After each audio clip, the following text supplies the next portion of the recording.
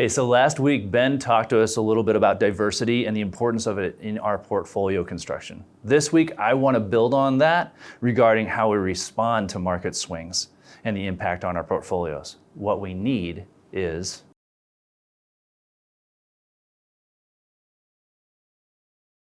patience. What we need is patience.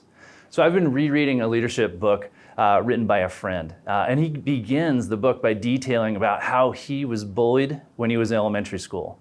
And it built until finally he shared it with his parents. His father, who subsequently took him to a jiu-jitsu dojo to learn martial arts. And so the author shared his excitement of getting into the car for that first time, and just envisioning all the different throws and the kicks he was going to learn so that he could defeat his bully, only to realize his sensei had something different in mind for him. And that was coming with the phrase of, first you need to learn how to fall. And this wasn't figurative, it was literal. So for the next several months, he learned how to protect his body as it was being thrown to the ground, right? And it was only from that baseline of balance and that skill set that he was able to develop more and more skills so that he could actually land effective punches and kicks and all those sorts of things. And this construction of a skill set is one of the reasons I enjoy doing what I do so much. I always say in my career that the horizon is always the horizon. What does that mean? It means every time I look back, I can say, man, over the last more than a decade, this is how far I've come. This is what I've learned. But every time that I look forward, that horizon is still out there with new things to learn to help people achieve their goals, address their concerns, and protect them from their blind spots. So I've got to be patient. And this is similar to your portfolio and increasing your net worth. We need to be thoughtfully patient about these things, realizing that being reactive can actually hurt us. So, what is patience as it relates to your wealth? First, it's staying focused on your goals. Remembering why you are investing and keeping that in front of you dramatically increases your ability to achieve your goals. As a firm, we started a tradition a couple years ago where each of us writes down one word that expresses our goal for ourselves over the next year. We share that word with each other for accountability, and we keep it in front of ourselves as a continual reminder. Financial goals are often treated the same way. The more that we detail out what it is we hope to achieve, the more likely we are to drive ourselves to achieve those goals. So that's the first thing. Next, we need to remember that small things matter. I'm a Peloton guy, and I can say that consistently showing up for workouts is far more impactful than maxing out one time a week on a workout. The instructors often remind us that it's progress, not perfection, that we're after, and that helps us achieve our goals. So the first chart I want to share with you, it tells a similar story in terms of growing your net worth. And between 2003 and 2022, look at this, 7 of the 10 best days in the market occurred within 2 weeks of the 10 worst days.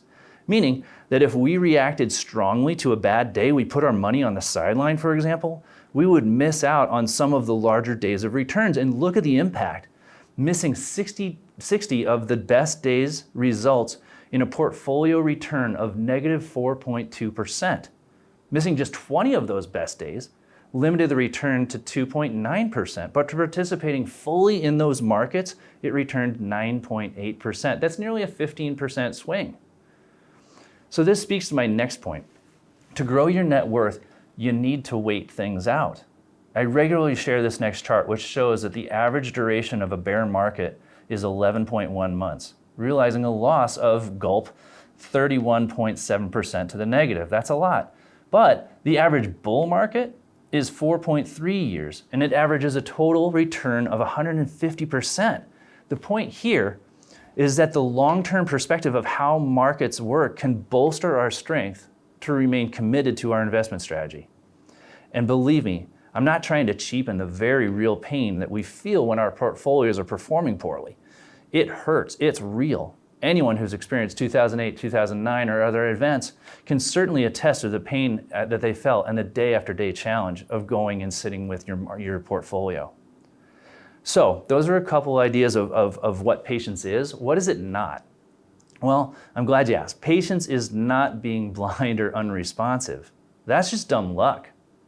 You need a good strategy that addresses your liquidity, your income needs, and also is aware of how much volatility you can actually handle within your portfolio. You know, I'm a broken record on this point, but this is all based on personal financial plan that focuses on your goals, addresses your concerns, and protects you from your blind spots, which is why it's also so valuable to work with someone you trust. You know, there's a study that showed working with a trusted advisor increased portfolio returns by 3%. Half of that return was based on what you might expect it to be, financial acumen, you know, tax awareness, portfolio construction, those sorts of things. But the other half of that return came from the relationship of having someone to be your sounding board, to help you be patient and adhere to your financial plan and provide guidance during rough times. So if you don't have that relationship, please look for one. Or if you want a second set of eyes, you know, on your current plan, see if it relates to you and it upholds your values, give us a call. I absolutely love what I do, you know, and who I get to serve. And largely, one of the things that is most important is just to help people actually not respond reactively to market events and see what's going on. It's actually helping them just sit through those moments, recognizing they've got a partner in this as they move forward. So thanks for your time. We'll look forward for the next one.